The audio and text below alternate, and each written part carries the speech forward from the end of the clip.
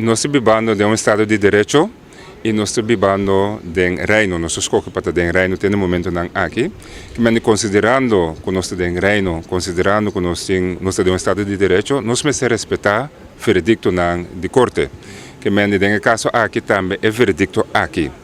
Pero, para todos que estão contra, tem caminho para por apelar ou para por para o veredicto aqui não está aplicável para Corsou, quizás.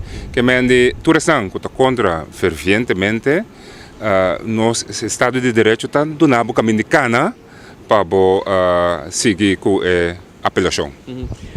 É prudente para o governo agora que é só pode ser agora que apelar também? Bom, essa é uma boa pergunta. Nós começamos essa pergunta no governo. Eu quero que o governo merece de nos contesta para sombra e partido não que a forma que o governo agora que a MFK e PNP de uma forma bem clara na visão contra de matrimônio de mesmo sexo. Que é agora que é importante para não bem explicar que está na posição para o veredicto aqui e que ação não está vai tomar para o veredicto aqui. Tempo de temporada de campanha estava aspecto que diferente partido a campanha P e outro contra. Agora que considerando o veredicto aqui do ponto de vista de man, se nós vamos pensar, é tempo aí.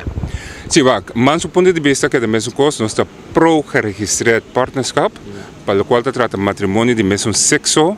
Nós avisa bang diálogo nacional começa a redundar em referendum, então a maioria está decidir para o tema aqui.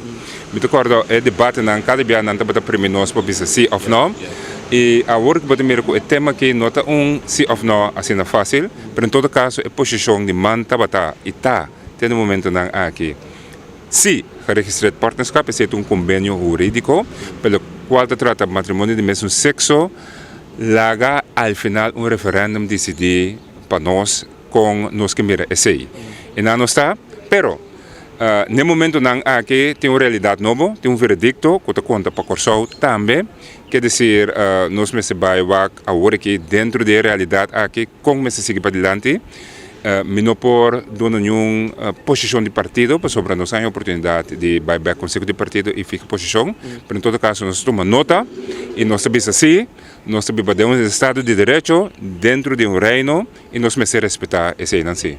Como pode expressar, Sr. Martina, aí não temos que pôr assim tanto atenção a você. É assunto que é assim importante para pôr atenção a você? Bom, sim, é importante e fundamental para diferentes grupos na comunidade. É tema delicado que a gente quer começa a pôr devidamente atenção a